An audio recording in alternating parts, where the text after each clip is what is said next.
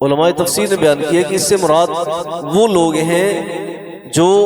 اہل ایمان ہوں گے اور اپنے گناہوں کی وجہ سے جہنم میں جائیں گے، تو پھر اللہ تعالیٰ ان کو وہاں سے ان کے ایمان کی بدولت ان کی سزا مکمل ہونے کے بعد ان کو نکال لے گا۔ ان ربک فعال لما یرید، یقیناً تیرا رب جو کچھ چاہے کرنے والا ہے، فعال کرنے والا ہے جو ارادہ رکھتا ہے، یعنی اللہ تعالیٰ کو کوئی پوچھنے والا نہیں۔ لا يسأل عما يفعل وهم يسألون، لوگوں سے پوچھا جائے گا تم نے کیوں کام کیا، لیکن اس ذات کو کوئی نہیں پوچھ سکتا، اس ذات کو کوئی نہیں پوچھ سکتا۔ وَأَمَّا الَّذِينَ سُعِدُوا، لیکن وہ لوگ جو نیک بخت ہوئے، فَفِي الْجَنَّةِ، پس وہ جنت میں ہوں گے، باغات میں ہوں گے، خالدین فیہا، اس میں ہمیشہ ہمیشہ کے لیے رہیں گے، ما دامت السماوات والارض، جب تک زمین و آسمان باقی ہے، الا ما شاء ربک، مگر جو تیرا پروردگار چاہے، جو تیرا پروردگار چاہے۔ عطاء غیر مجزوز، یہ اللہ تعالیٰ کی ایسی عطا ہے غیر مجزوز جو بے انتہا ہے،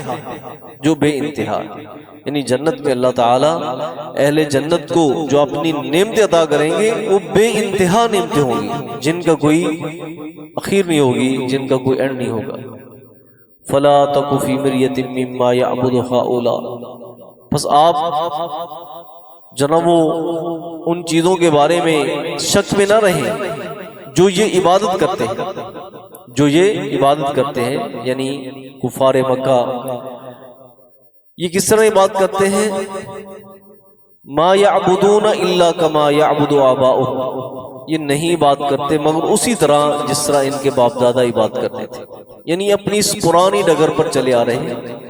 اپنے باپ دادا کی روش کو چھوڑنے والے نہیں۔ جس طرح وہ بتوں کی پوجا کرتے تھے تو یہ بھی اسی ڈگر پہ چلے آ رہے ہیں، تو آپ ان کی عبادت یعنی ان کے شرک میں آپ شک میں نہ رہیں، آپ ان کے شرک کے بارے میں آپ شک میں نہ رہیں۔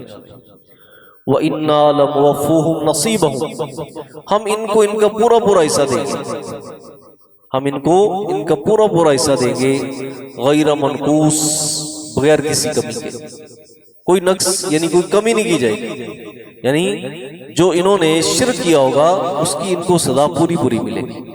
اس کی ان کو سزا پوری پوری ملے گی اور اس میں کوئی کمی نہیں کی جائے گی۔